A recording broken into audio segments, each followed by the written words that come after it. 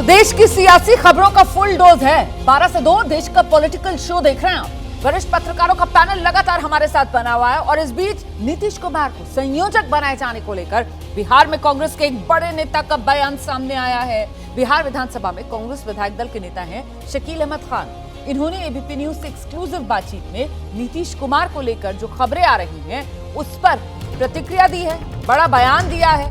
नीतीश कुमार से सभी नेता संपर्क में हैं। कांग्रेस नेता शकील अहमद खान बोले 3-4 दिन में कुछ सुनने को मिलेगा। कांग्रेस विधायक दल के नेता हैं शकील अहमद खान। सलमान खुर्शीद, अशोक गहलोत सरीखे कांग्रेस के कद्दावर नेता, मुकुल वासनिक, भूपेश बघेल सरीखे कांग्रेस के वरिष्ठ नेता, वो नीतीश कुमार के संपर्क में। नीतीश कुमार संयोजक बनाए जाएंगे, यह सवाल अब इसलिए उठ रहा है क्योंकि नीतीश कुमार की नाराजगी अब जग जाहिर हो चुकी है और दूसरी तरफ नीतीश कुमार भी कदम बढ़ा चुके हैं।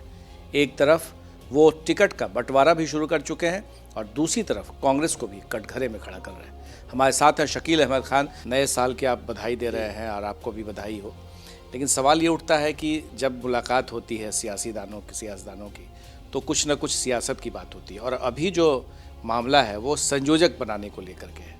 तो क्या इस मुद्दे पर कांग्रेस पार्टी गंभीर है और नीतीश कुमार भी इस मामले में गंभीर है? ये बात सही कहा, किसी टेक्स्ट का एक कॉन्टेक्स्ट होता है। तो आज का कॉन्टेक्स्ट तो 1 जनवरी है। आज बधाइयाँ सब एक दूसरे को दे रहे हो, देना भी चाहिए। और जो बात मैं मेंटेन करता हूँ कि नीतीश कुमार जी का जो ऑरा है, जो शख्सियत है, जो उनका काम है और जिस तरह के लोग मैंने देखा हज़ारों की तादाद में मुबारकबाद दे रहे हैं, कोई हवा में तो नहीं दे रहे हैं। उनकी पहचान है, उन्होंने बिहार को एक नया रास्ता दिया, अच्छा रास्ता दिया, गुड गवर्नेंस किया है। तो यह तो उनका एक पक्ष है। दूसरा पक्ष यह है कि इंडिया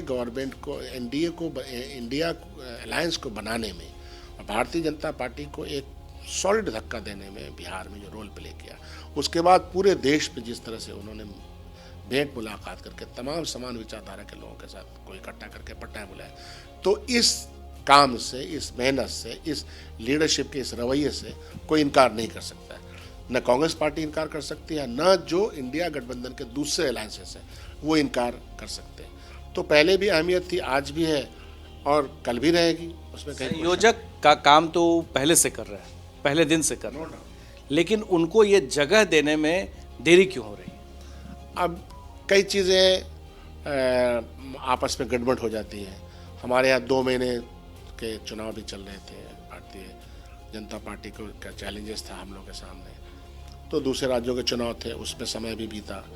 और भी कई चीज़ें हैं, क्योंकि जब अलायंस पार्टनर्स के साथ आपकी बैठक होती है तो हर आदमी के अपने अपने मुद्दे भी होते हैं जो रह सकते हैं, वाजिब मुद्दे हैं, फितरती मुद्दे हैं। तो चीज़ें उस तरह से आगे जैसा हम चाहते हैं या आप चाहते हैं या कोई चाहता है इमीडिएटली हो जाए, फास्ट हो जाए, ऐसा होता नहीं है। क्रिकेट खेलने जब जाते हैं तो जो बॉलिंग करता है या बैटिंग करता है, देखने वाला दर्शक चाहता है कि ऐसे हो जाता है तो ऐसा हो जाता है।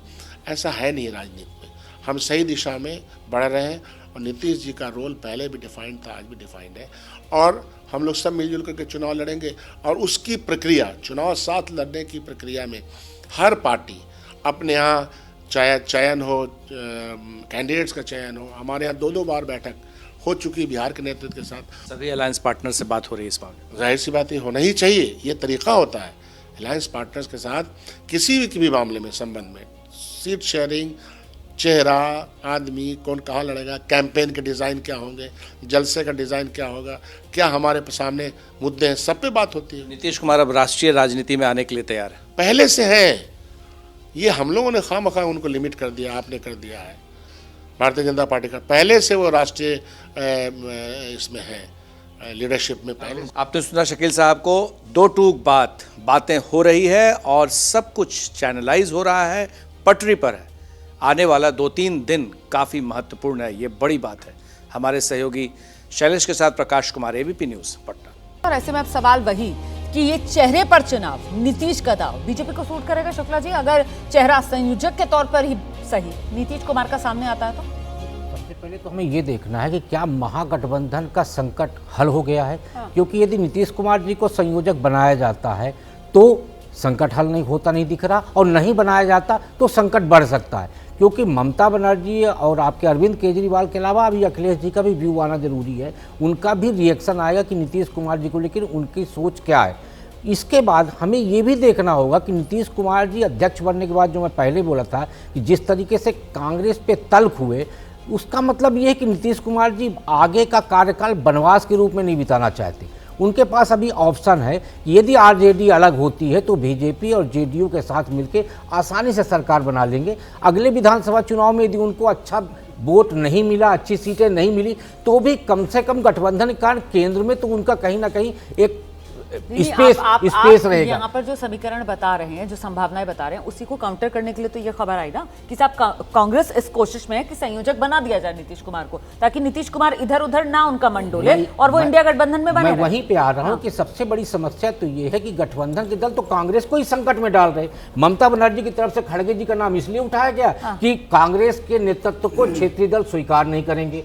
दूसरी तरफ नीतीश कुमार जी का नाम फिर सामने आ गया। जब नीतीश कुमार जी स्वमेव आगे थे, उसी समय पर सहमत क्यों नहीं बन गई उनको संयोजक बनाने की? इतनी देर क्यों हुई? और देर हुई तो आज भी सहमत क्यों नहीं बन पा रहे? ये ऐसे सवाल हैं जो गठबंधन की मजबूती पे संदेह पैदा करते हैं। ठीक है, इसीलिए आशीष, अगर संयोजक बन भी जाते हैं नीतीश कुमार, तो मतलब फिर तो ये एडवांटेज बीजेपी ही ज्यादा नजर आता है। देखिए, पहले तय तो हो जाए। अभी जो मेरी जानकारी है उसके मुताबिक, जैसा मैं पहले कह रहा था कि उनको कोई ना कोई भूमिका तो दी जाएगी, संयोजक की दी जा सकती है अगले कुछ दिनों में आपस में चर्चा करके। सबसे बड़ी बात कि संयोजक जो बनेगा वो क्या प्रधानमंत्री का चेहरा भी होगा। मुझे ऐसा लगता है नीतीश का कॉन्टेस्ट पूरा ये है, नीतीश कुमार का, कि वो चुनाव के बाद कॉम्प्रोमाइज कैंडिडेट बनने का एक मुझे लगता है कि वो उम्मीद पाले बैठे हैं। इस वजह से वो इस तरह की दबाव की राजनीति कर रहे हैं। मान लीजिए रुमाना, अगर कांग्रेस सबसे बड़ी पार्टी बन जाती है, सिंगल लार्जेस्ट पार्टी बन जाती है, why would they give up? वो क्यों नहीं चाहेंगे कि राहुल गांधी या उनके पार्टी से कोई खड़गे साहब या कोई और प्रधानमंत्री बने? ऐसी सूरत में क्या वो इतने साइजेबल नंबर ऑफ सीट्स ले आ पाएंगे कि वो डिक्टेट कर सकेंगे, या थोड़ी बहुत ऊपर नीचे ज्यादा सीट अगर पा पाते हैं तो दूसरे क्षेत्रीय दलों का जो है स्कोप बन जाता है? ऐसे में मुझे लगता है नीतीश कुमार चाहते हैं कि अगर वो संयोजक बना दिए जाएं, जो कि लगता है कि उनको बना दिया जाएगा, बाद में कंसेंसस उनके नाम पर हो सके।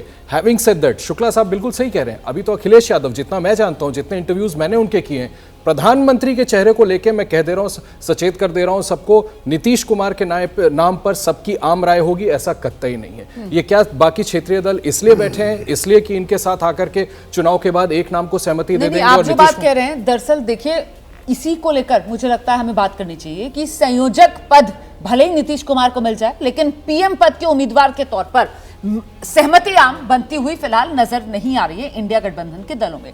लेकिन वो सवाल जिस पर मैं जवाब लेना चाह रही हूं, मुझे लगता है रामकृपाल सर आप आ जाइए। नीतीश अगर बना दिए जाते हैं संयोजक, और मैं यहां पर कह दूं पीएम पद के उम्मीदवार नहीं, सिर्फ संयोजक, तो क्या ये बीजेपी को सूट नहीं करेगा कि वो नीतीश के चेहरे को सामने रखकर और दूसरी तरफ प्रधानमंत्री नरेंद्र मोदी का चेहरा इस पूरे 24 के चुनाव को चेहरे के इर्द गिर्द बुने? बीजेपी को बहुत सूट करेगा। हाँ। देखिए, अभी तक आप लोग जो हम डिस्कस कर रहे हैं वो नेताओं की पसंद डिस्कस कर रहे हैं। हाँ। जरा हमें जनता की पसंद भी डिस्कस करना चाहिए। अल्टीमेटली जाना जनता के पास ही है। सही। आज़ादी से लेकर के आज तक मैं ये कई बार कह चुका हूं कि इस देश में 5 साल की सरकार या तो कांग्रेस का प्रधानमंत्री दे सकता है या बीजेपी का। ठीक है। बाकी 6 प्रधानमंत्री हुए हैं, 6.5 साल टोटल रहा है। इस देश की जनता, जिसमें 40 साल से कम उम्र का 60% है, वो किसी ऐसे व्यक्ति को प्रधानमंत्री के रूप में वोट नहीं देगा जो अगर कांग्रेस का नहीं है या बीजेपी का नहीं है। पहली बात। जहां पर उसको तो अगर मैं इसी बात मुझे कर ब्रेक रहा लेना है सर, हूं, अगर नीतीश कुमार का चेहरा आया हाँ। तो यह बीजेपी के लिए बहुत बड़ा, मैं कहता हूं, प्लस पॉइंट होगा। बिल्कुल। कारण यह, नीतीश कुमार 20 साल से कोई इलेक्शन नहीं लड़े हैं, कभी किसी एमएलए के इलेक्शन नहीं लड़े हैं 20 साल से। 2004 में आखिरी बार इलेक्शन लड़े थे। सही। अपने ही राज्य में तीसरे नंबर की पार्टी है। ठीक है। देश का पॉलिटिकल शो जारी है। इंडिया गठबंधन में एक तरफ नीतीश कुमार को लेकर बड़ी हलचल, दूसरी तरफ आम आदमी पार्टी और कांग्रेस के बीच पंजाब में बड़ी तनातनी चल रही है। पंजाब के मुख्यमंत्री हैं भगवंत मान, उनका एक बयान कांग्रेस को नाराज कर गया। भगवंत मान ने कांग्रेस पर चुटकी लेते हुए कहा, एक थी कांग्रेस। इस पर कांग्रेस प्रवक्ता पवन खेड़ा ने पोस्ट किया, एक था जोकर।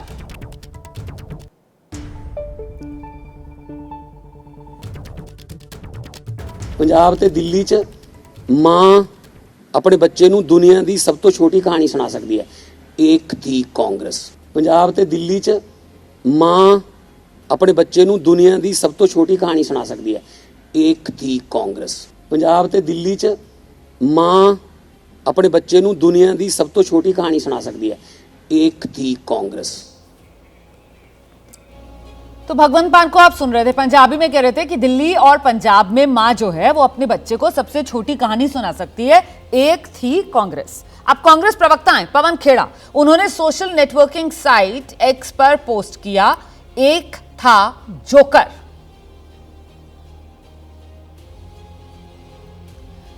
तो एक था जोकर, ये पवन खेड़ा की तरफ से एक्स पर पोस्ट किया गया है। ऐसे में आप सवाल ले आइए, सवाल आपके सामने लेकर आते हैं। ये जो तनातनी बढ़ती हुई नजर आ रही है इंडिया गठबंधन के दलों के बीच, लड़ रहे हैं कांग्रेस आम आदमी पार्टी।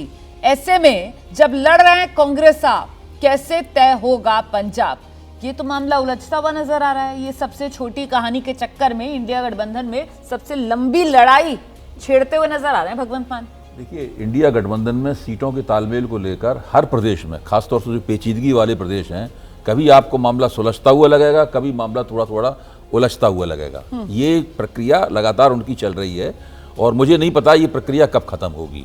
उम्मीद सब लोग ये करते हैं कि शायद ये 20 जनवरी तक, 15 से 20 जनवरी तक कुछ तालमेल की स्थिति में पहुंच पाएंगे। हालांकि मुझे इसमें शक है पूरी तरीके से। अब यहाँ पर भगवंत मान ने ये जो एक थी कांग्रेस कहा और उसके बदले में एक था जोकर कहा गया, उसके बाद में मेरी जो जानकारी है, और आशीष जी शायद मेरी बात की तस्दीक करेंगे, अरविंद केजरीवाल की तरफ से इन लोगों को कहा गया है कि आप जरा गठबंधन के सवाल पर संभल कर बोलें और इस तरह से बोलें ताकि गुंजाइश रहे। देखिए, ये जानते हैं वो लोग कि पंजाब में तो अगर दोनों अलग अलग भी लड़े तब भी कुछ सीटें निकाल लेंगे, लेकिन दिल्ली में अगर अलग अलग लड़े तो बिल्कुल सुपड़ा साफ होना बिल्कुल तय है। दिल्ली का जो चुनावी सीन है उसमें तो दोनों अगर जोड़ के लड़ें तभी भाजपा को कुछ मुकाबला दे सकते हैं।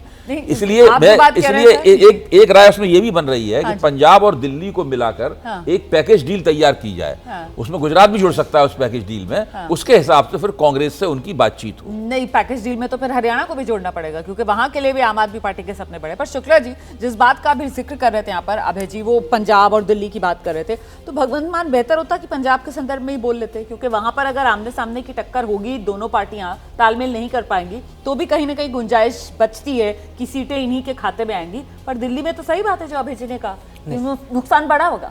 अभय जी सही कह रहे, दिल्ली में तो निश्चित तौर पे एक बड़ा नुकसान होगा और भारतीय जनता पार्टी हमें लगता है पुरानी स्थितियों को फिर वापस ले आएगी, सारी सीटें जीत सकती है। लेकिन पंजाब की जहाँ तक बात है तो पंजाब में आम आदमी पार्टी को बहुत संभल के रहने की ज़रूरत इसलिए है कि 2019 के लोकसभा चुनाव में उसका प्रदर्शन था 1 सीट का और उपचुनाव में वो सीट भी उसके यहाँ से चली गई। 7 सीटें कांग्रेस के पास हैं, इसलिए लोकसभा में कम से कम कांग्रेस तो आम आदमी पार्टी से ज़्यादा मजबूत स्थितियों में है और उसका दावा भी बनता है। ऐसे में आम आदमी पार्टी को तलखी लाना ठीक नहीं लगता क्योंकि उसके पास आज भी एक वोट बैंक है कांग्रेस के पास वहाँ पे जो बेहतर प्रदर्शन कर रहा है कांग्रेस के पक्ष में। अकाली दल की स्थितियां वहाँ बहुत अच्छी नहीं है, भारतीय जनता पार्टी पंजाब में बिल्कुल अच्छी नहीं है, तो कुल मजबूत स्थिति में कांग्रेस है। इसलिए आम आदमी पार्टी को यदि कांग्रेस के साथ रहेगी तो मुझे लगता है लोकसभा में उसको फायदा होगा, लेकिन ये तलखी दोनों को नुकसान पहुंचाएगी। आपने वो जो बात की ना कि साहब उपचुनाव संगरूर वाली सीट की लेकिन उसके बाद आम आदमी पार्टी के हौसले बुलंद हो गए ना। वो जलंधर वाला